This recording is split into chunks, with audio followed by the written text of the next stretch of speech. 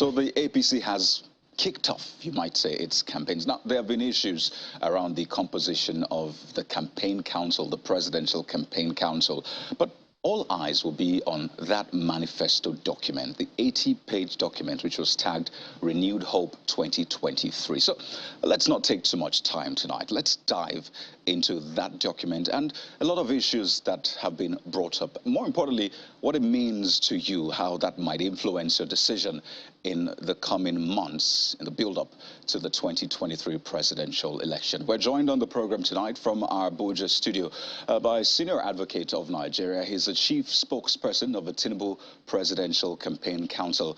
Mr. Festus Keyamo is our first guest on the program tonight. Thank you for joining us, Mr. Keyamo, on the program. Thank you for inviting me.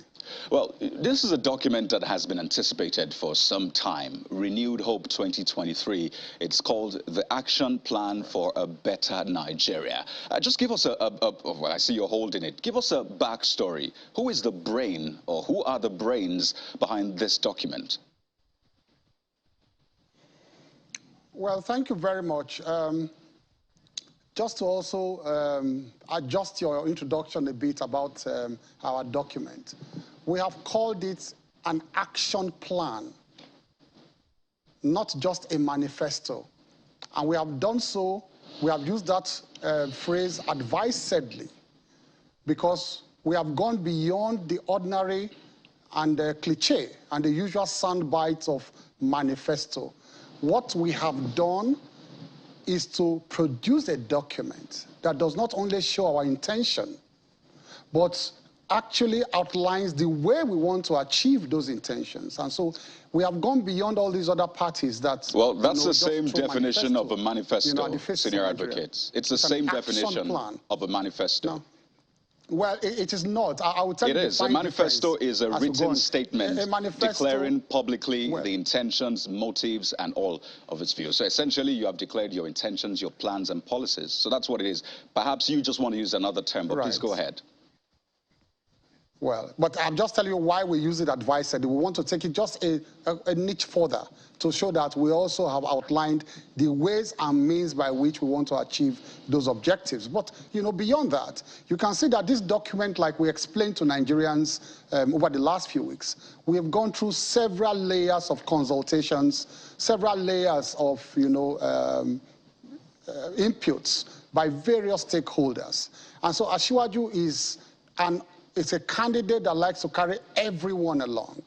And so we were not in a hurry because we wanted to present to Nigerians a document that can take care of their fears, their aspirations, and what they really want to see and hear. And that is why you can see that if you look at the preamble of the document, it says that our people, the citizens of Nigeria, are the most valuable assets that we have. And that document seeks to promote the interest of Nigerians through and through. So back to your question, therefore, this document is a document that has the input of various stakeholders of our party. But then it actually reflects the vision, the aspirations, and, you know, the intentions of our presidential flag bearer, Asiwaju Bola Ahmed Tinubu. So essentially, he signed off on this, and Nigerians can indeed say that is his manifesto or plans, as you put it. Am I right? This is action plan. Absolutely, he did. All right. He signed off on this. Let's analyze this. Let's break it down. And since you said this, I mean, essentially, at the end of the day, he's the brain behind this in some sense. Let's talk security first, because I know it's a major topic. Why is there no mention of state police in that document? Because he had said that Arewa Joint Committee, that if elected into office as president, he essentially will give top priorities to state police and ensure that that more boots are on the ground. So if he was a brain behind this, or at least he signed off on this, why was there no mention particularly of the state police, which was one of the key promises he made at that event? Well, you understand, too, that many presidential candidates, they just like to pander to, you know, base sentiments, generally, you know. But Asiwaju has talked about decentralization of powers, generally. And so this fixation about coming down to the nitty-gritties as to which part of our polity generally will be decentralized in order to give more powers to the different component parts of the country or different levels of government. Perhaps at the time he comes to implementation and with proper consultation, don't forget that this is a constitutional matter that will involve not only a presidential executive order. It involves consultation with different stakeholders, state governments, local governments, as the case may be. And of course, it involves constitutional amendments that will also have to, carry along state houses of assembly.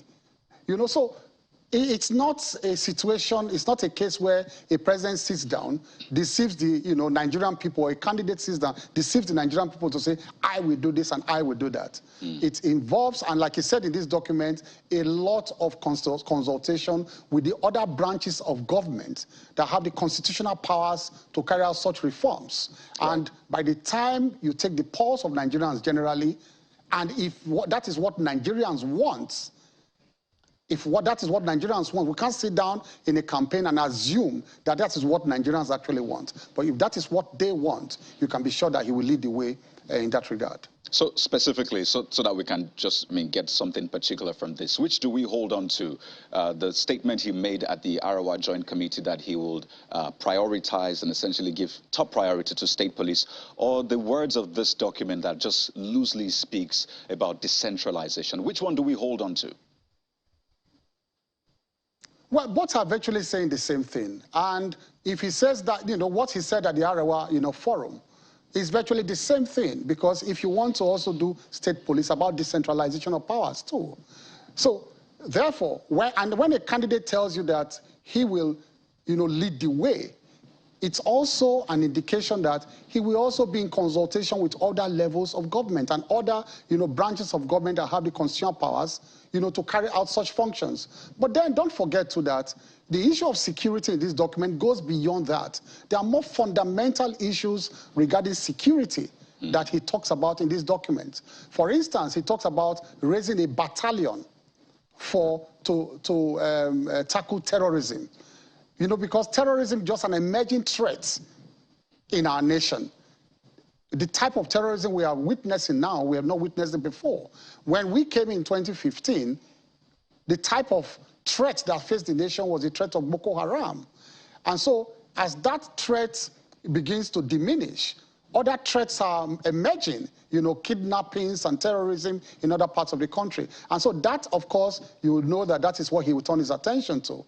Right. Now he talks about raising a battalion for terrorism, well-equipped, well-trained, highly mobile, and highly motivated too, to tackle terrorism in particular and kidnapping.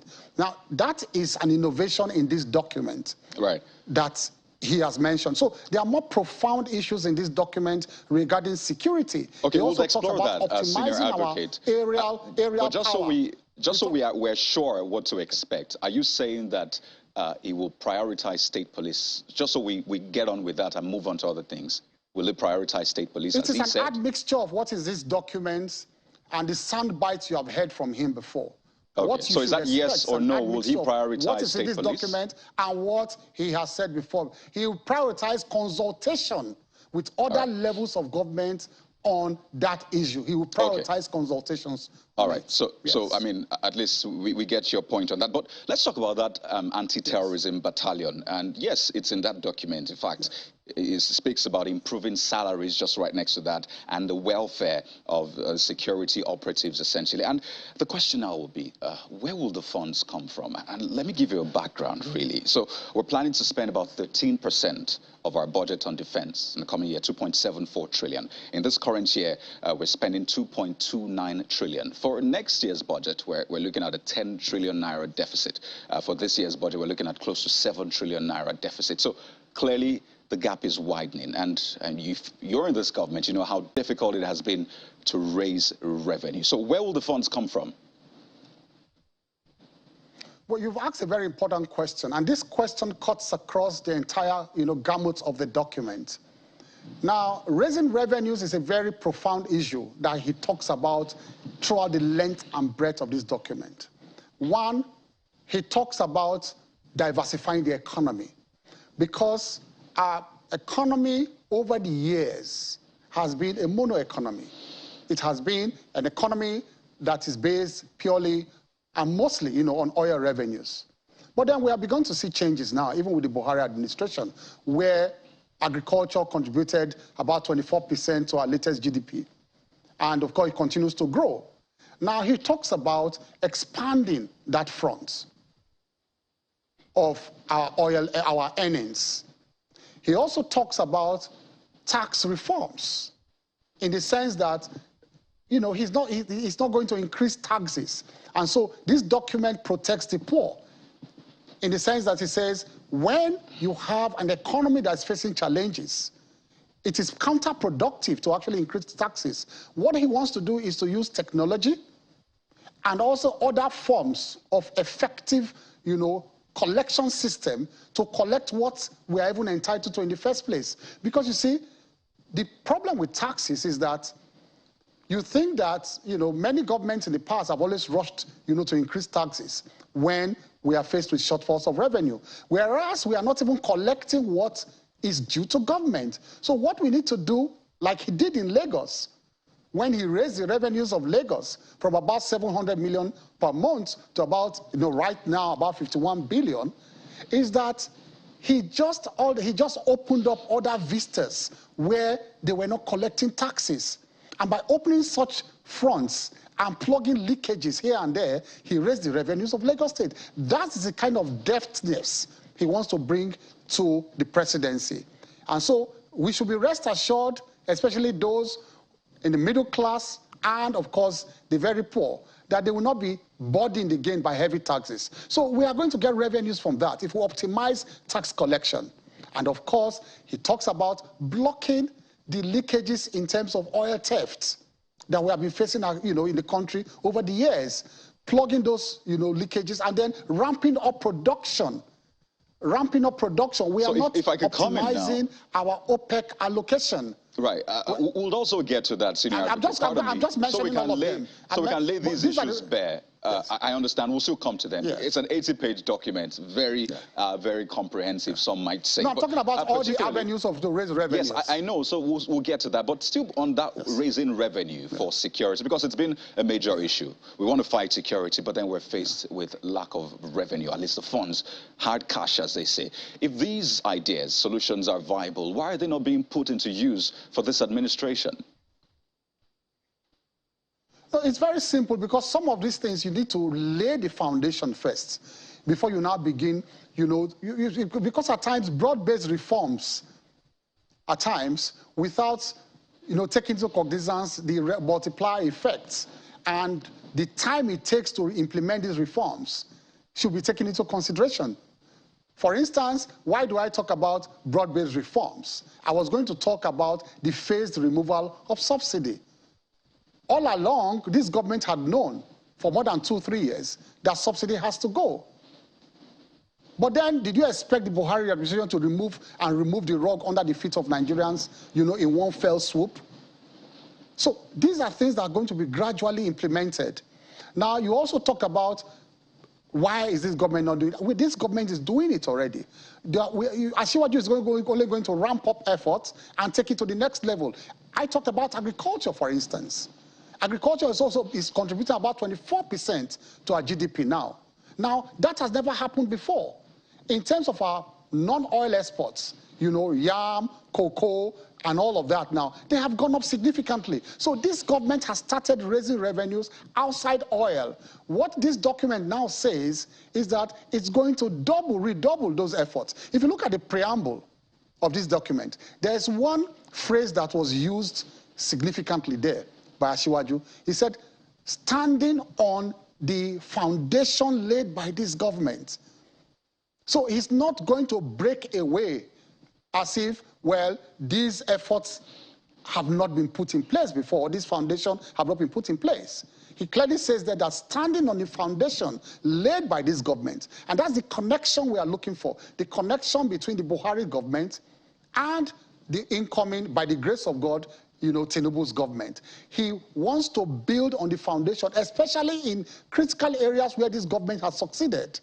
Right. In areas where we may be facing challenges, or by the time we hand over, the challenges have not been fully addressed, then he has new ideas. For example, we talked about the battalion we talked about, yes, to face and yes, tackle we terrorism. have raised that. I'd like us to veer into the economy. Since you've been talking about the economy, yes, I'd like us to veer into it. But so essentially, you're saying that the Buhari government is the foundation, laid a foundation. So, absolutely. I mean, using that analogy of a building, what will the Tinubu government then, what point will they take it to? Is it the lintel level? Is it the first floor? What will the Tinubu government do to that foundation, since you're using the analogy of a building? Well, it's simple. It's just to begin to build on that foundation. And you cannot say that, I'm not saying that in the air. There are critical areas we need to look at. For example, look at power. In the area of power, for now, the average consumption is about 4,000 megawatts. Now, this government has laid a foundation for the power sector. What is that foundation? There are critical assets, critical infrastructure that are being built as we speak. And those assets will be completed before we hand over in May 2023. What are those ones? You talk about the Zungeru Hydro. You talk about the Hashim Mambila also Hydro, and some other ones. Now, these are critical assets that are being developed right now that will bring in about extra 4,000 megawatts into the national grid. Now, by the time Asiwaju takes over, his plan for power is to then begin to concentrate on the distribution network. Because the problem is generation and distribution. And of course, you have the problem of billing too, and adequate collection of consumption. So this is therefore a kind of foundation that he can then build on, because the infrastructure will be in place. I'm just giving one example. Okay. The other example is in the situation of area of agriculture. All right. Instance. Because of time, agriculture, this government, pardon me, you can land on that point, just to be fair. You can land on that so we can move into other things. Now, in area of agriculture, what the president did, what President Buhari did, was very far-sighted. When he came, he said, we have to be self-sufficient in food production. We're almost achieving that. And for example, we are the greatest producer of rice in Africa now. Now, if President Buhari had not done that, we would have been in big trouble now, because you now have production and disrupted all over the world because of the Ukrainian war and so many other things disrupted all over the world now. So critical essential items and their production are disrupted all over the world. Well, Senior Advocate, go into the markets, for example, to buy food items that are not brought from Ukraine, by the way. You would see that they're really expensive, and some will wonder, how is the Ukraine situation, how does it really impact on the price of tomatoes, for example, the price of yam in the market, which are all tied to agriculture. But just a minute, Senior, because we need to move into the economy. I need to respond to that. I need to respond to that. But I need to respond to that. You made a point, and you can't run away from that. Do you forget that tomatoes does not move from Kano to Lagos by magic? You use diesel to move it. What's the cost of diesel now? And so the cost of transportation will affect the cost of these goods. So please, we must educate Nigerians correctly as to what is happening, and don't behave. We should not deceive Nigerians like the opposition, not you, like the opposition does, to tie campaign only to cost of prices. So there's a multiplier effect in some of these things. Transportation of goods and services is key, especially goods, is key to determine the price of goods. Which raises the question then. Even though we are self-sufficient in local production, but moving the goods from place to place is affected by the cost of diesel and the cost of transportation. And this the more raises the question, and I think you are even still pushing the buck to the table of government. So what is the government doing to ensure that the inflation is brought down, that people can go to markets and at least their living wages can help them earn a living for real? So I think you have raised that question yet again. If these ideas are really viable, why aren't they put into use such that the price of the goods in the markets are at least affordable for the average Nigerian? Now, let's go back to this document now. Now, Asiwaju says he wants to build an economy that is not dependent on the vagaries of world economy. And that is the final dream. That's the eventual dream of an Asiwaju. If you look at this document, it says, little by little, we want to save Nigeria and protect Nigeria from the headwinds of international politics and economy. How do we do so? That over time, and which is Buhari administration has started, over time, we are going to concentrate on producing internally all essential items that we depend on. Food and, basic items. And we are going to stop importation of luxury items so that we are going to look internally to produce these items. So that whatever the vagaries of world economy or politics about, we are going to have an economy that is protected from these headwinds. So that is the dream of an Asiwaju, and he has done it. Don't forget that. All right, Senior Advocate, I'd like to come in now so we can cover more ground on this conversation. It is different from even other states in the country. I understand. Just so we can cover more ground. It's not every day we have you on the show, so I'd like us to maximize this. I noticed something very interesting in that document. Student loans, and I mean, that is really ambitious, especially for people who have stayed outside of the country. They know how it is. Yes, it's controversial in some areas. The U.S. trying to get that burden off the neck of students and all of that. But at least for a nation like Nigeria, what we have seen in the education sector, some might think, wait a minute, it's a good idea because we've seen it in the past during the military regime. But then a lot of people remember this statement that the presidential candidate made in 2015. Take a listen. We will give you student loan. Our program, 4 years will be 4 years. You will not extend before 4 years to graduate in a university. By the time, on your 4th year, you will be taken through that critical part. Senior Advocate, where are the student loans today? That was in 2015. I think the roadmap and the foundation is being laid. Let me tell you why. Because, you see, you also need to ramp up revenues first and make them available for people and for students to tap into that revenue base. And that's where we're talking about revenue now, how to ramp up those revenues. Don't forget that when we came in 2015, and this is a significant point I want to make, I want everybody to fact-check me as I speak. In 2014, no less a person than Okonjo-Iweala, who was the then Minister of Finance, told everyone that we're headed to recession. So it's not we did not give that excuse. It was a PDP government that said at the time they were living that the country was on a downward slide towards recession. And that was in 2013 and 2014. Now, what happened, therefore, was that we came in and met that recession, and then the country slid into recession.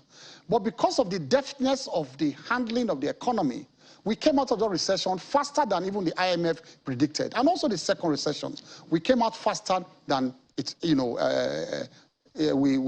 predicted. Then we now met low oil production that dropped to 700,000 barrels per day, at times 600,000 barrels per day, when we should have been on 2.3 million barrels per day.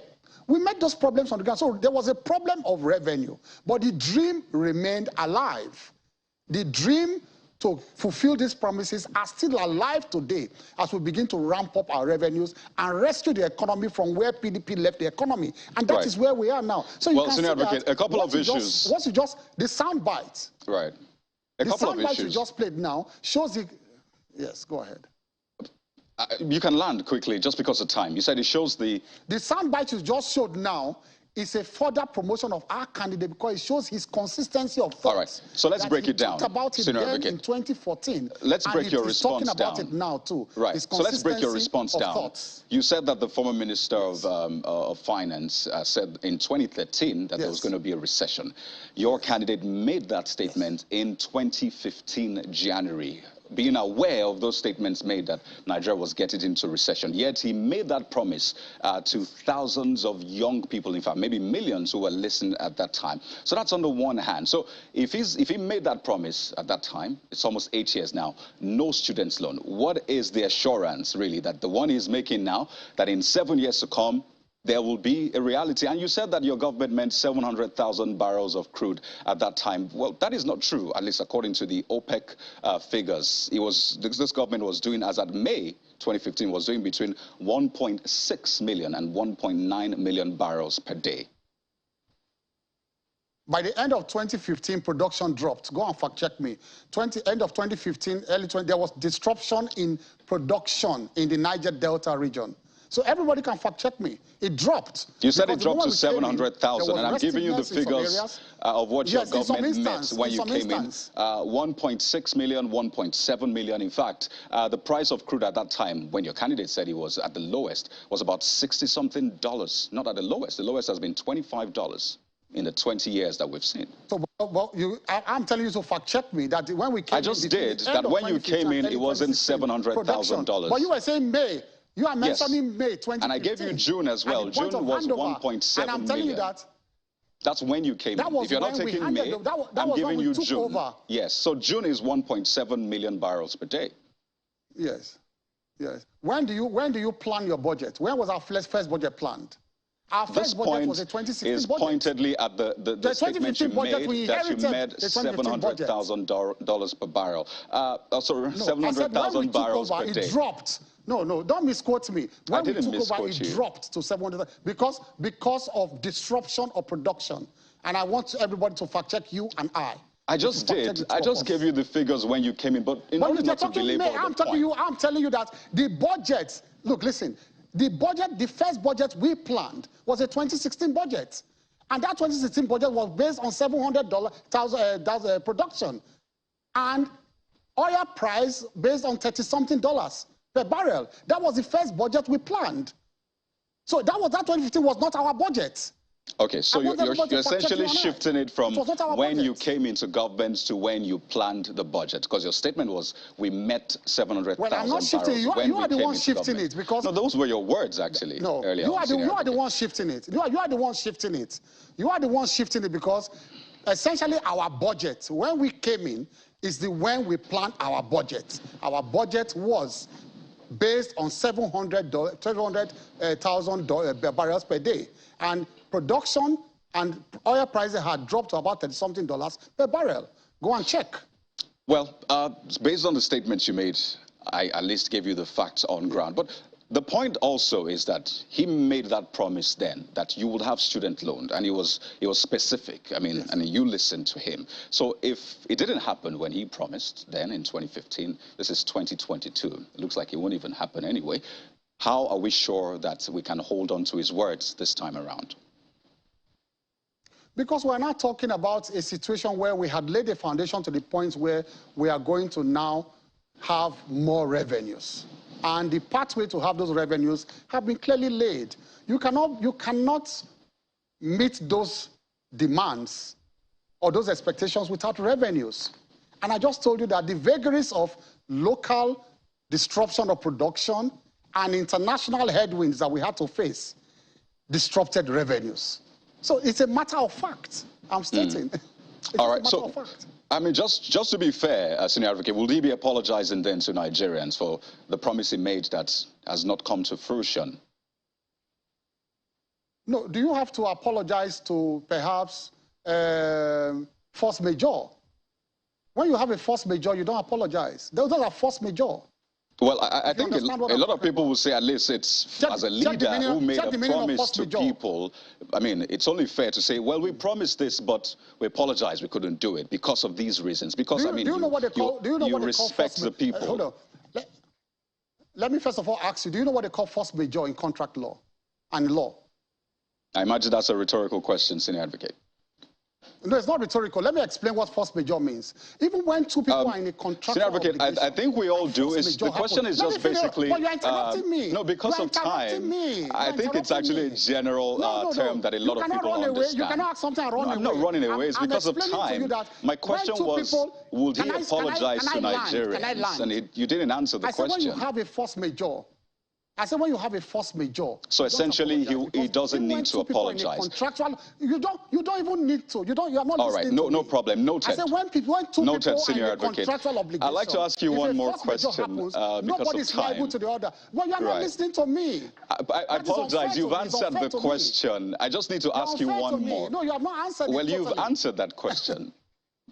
We understand that force majeure is an unforeseeable circumstance. I'm just trying to save time. Exactly. But on a final note, people are in a contractual obligation, they are not liable when force majeure happens. All right. So on a final note, I'd just like you to respond to this. I know it's always quite interesting having a conversation with you, with your background in law, human rights advocate and all of that. But another statement that he made at that time, and this was particularly about former President Goodluck Jonathan's tenure, was that Jonathan and his government are stealing 400,000 barrels of crude oil every day in Nigeria. Now, he made this statement in Oyo State during a campaigning, the usual campaign. And then he made that statement then. Right now, crude oil theft is still a major issue. At least we did 900,000 barrels, according to the president, just recently. So, again, would we say that this government is then responsible if he said that Jonathan's government was responsible then? Was there even any proof? You have just made my day, because this recent discovery of the pipe that they laid to steal crude oil, they said it was established 9 years ago, and we just out of shrewdness and astuteness, we just discovered that pipeline now. So who was in government 9 years ago when that pipeline was established? You answer it to the Nigerian people, Kayode. Tell the Nigerian people who was in government 9 years ago. Well, you are the spokesperson of the Presidential Campaign Council, a senior advocate, and I imagine that, you'll be doing that. But we'd like to thank you so much for your time on the program. Clearly, we'll have more time to take a look at this document. It's a very interesting one, and the coming days will be quite instructive. Thank you so much, Senior Advocate of Nigeria, Mr. Festus Keyamo, for your time on the program tonight. I can't wait to come back to discuss this. Thank you. Thank you so much.